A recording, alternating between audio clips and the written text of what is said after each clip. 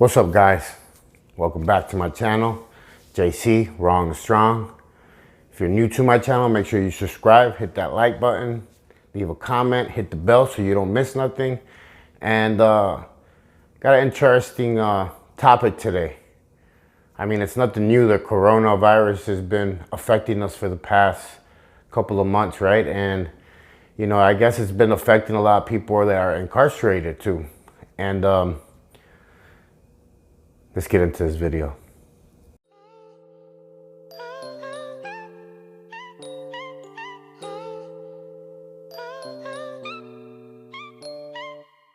Cartel got me working for the big faces. Federale got my car full of brick cases. Hit the pen with a grin, there ain't no faking. I was picked to my back for my shoelaces. Got out, should've seen the look on their faces. All jealous cause your boy stacking hella paper. The once trusted Chicago henchmen for Sinaloa cartel kingpin El Chapo have been locked up serving 14-year sentences under witness protection. They're due out in August, according to sources familiar with the case. But tonight, twin brother Margarito Flores cites coronavirus as the reason he should get out of jail now. Not that he has it, but that he might get it. Currently, 2,300 U.S. inmates are infected and 57 federal prisoners have died. He's got to be at the top of the list of people who are most infamous for people who try to get out of jail early. And tonight, there is a new wrinkle to his request. When the brothers first began cooperating, they secretly continued to sell drugs and are known to have hidden $4 million in proceeds. The government found that money and took it. But in this new filing by U.S. prosecutors in Chicago opposing Flores' early release, tonight, the surprise allegation: there was more secretly stashed cash. According to a filing footnote, the government no longer holds the view that all recoverable proceeds were turned over. So that's the question. What's going to happen? What is the federal government going to let them out? Or are they going to try and charge them again with another conspiracy, another tax evasion?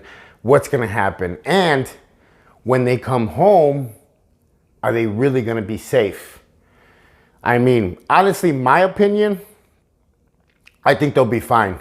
Right now, the way that it's happening in Mexico with all the wars that are happening in between the cartels themselves and around with all the other cartels, out of sight, out of mind.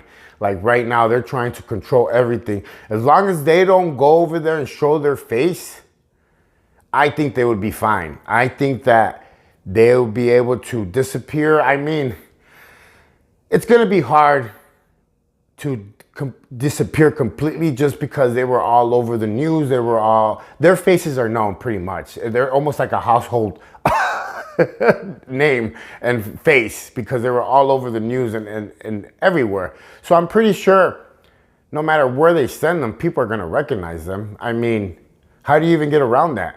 You know, you were all over the news, all over the world. Margarito Flores has been pushing the issue about him getting out sooner because of the coronavirus.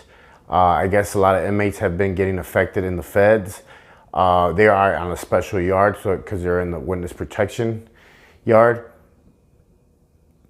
They are releasing a lot of inmates, actually. They've been a couple of places where they've actually released some inmates. But this is the thing, is that are they really going to be protected? Is the government really going to, protect them just like they did El Chino? I know that a lot of people might say, well, he went over there.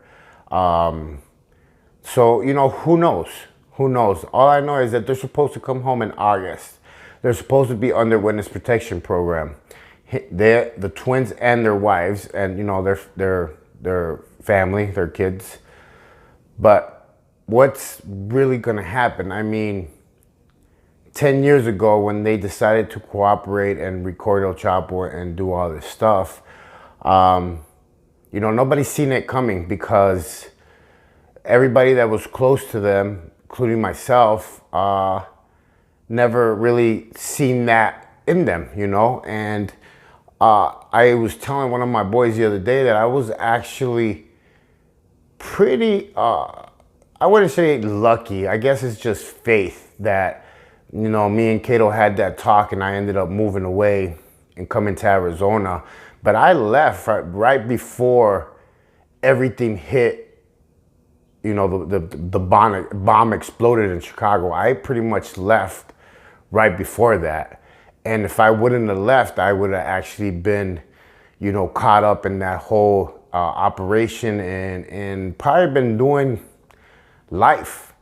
I decided to change my life, I guess, right on time. And I just say try to change because, when I came to Arizona, I still went to prison a couple of times. And, I've been to Douglas here in Arizona. I've been to the 4th Avenue County Jail. I still got into a lot of trouble. But I had to make this video because no matter what, whether they let them out or not because of the coronavirus, they're coming home in August this year. This year, they come home. There's a lot of things that the government's trying to do to not let them out. They're trying to put new charges on them for lying about, money that they didn't turn in all the money that they had. And do you really think that if I have, $1 billion here, $1 billion there, do you think I'm gonna turn it all in? No, I'm not, because I'm gonna want to save something so when I get out, and the amount of money that they were making was. It was ginormous. Like, people don't even can't even comprehend or even understand it, of the amount of money that they were making because of the amount of weight that they were moving. They were working for actually two families at 100%. So, 100 keys is nothing. Let's talk about tons and tons coming in. Now you're making billions of dollars. So when they come home, I'm pretty sure that they have a good amount of money stashed, but now the government's trying to, indict them and give them, new charges to not let them out. And that's the worst indictment you could get, actually, is hiding money from the government. That's how they got Al Capone. That's the tax, crime is, I think, sometimes worse than conspiracy itself, because they almost give you like life sentences for that. And that's a big charge and a big thing. And that's what the feds do a lot also, is that I've seen it left and right when a lot of guys are getting ready to come home and they call your number again. And guess what? They're bringing up federal charges again for something else. I've seen it so many times. This is why, like, every time that I got close to going home, I would get really, really nervous, because I would always think the worst. I would always think, man, something else is gonna pop up, something's gonna happen. It can't be true. It's too good to be true. And it always happened like that, because in your mind, you start to think about all the stuff that you've done in the past, and it starts to hit you hard when you start to get closer and closer to that gate. That is the deal. What's gonna happen? I guess all we could do is wait around and see how it plays out. I appreciate everybody watching my videos. I've been getting a lot of new subscribers. It's been a trip, man. And, I'm just happy that I get to share a part of my life as a good thing, not, a bad thing. And maybe I could get motivate a couple of people to change their lives and do what's right. I know it's a struggle. It doesn't happen overnight.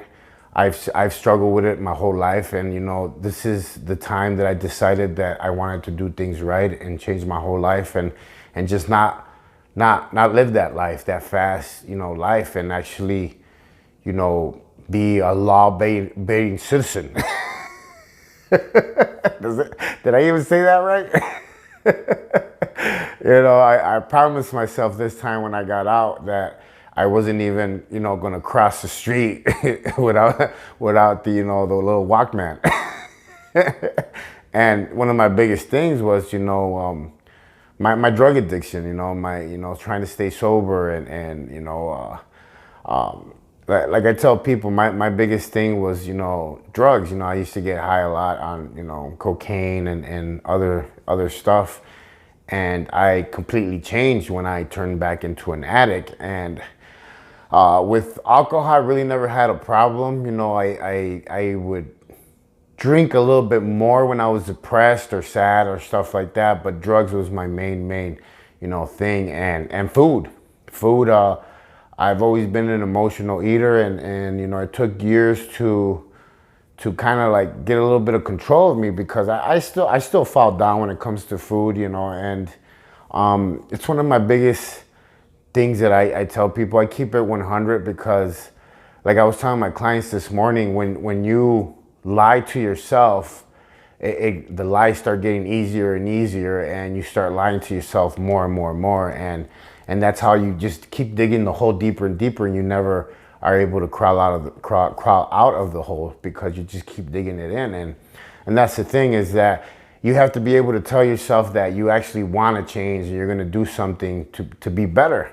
And if you fall, you know, you get back up. That's it, point blank. You know, you can't sit there and beat yourself up when you had a bad day and you ate bad. You know, you just have to get up, get your ass to the gym, and try again. That's it, pretty much. Like, I always tell people, you know, I'm not your drill sergeant trainer. I'm not your, I'm just not like that, because I wasn't one of those dudes that grew up with a six-pack my whole life. I wasn't, you know, this jock. I wasn't none of those things. So, and I know what it is to, you know, feel out of place, to feel depressed, to be an addict, to not fit in, all these things. I know all those, I know how all that feels. And that's the thing. I'll never beat nobody up or judge nobody because they can't do certain things, you know, like most or others. It's just, I'm not like that.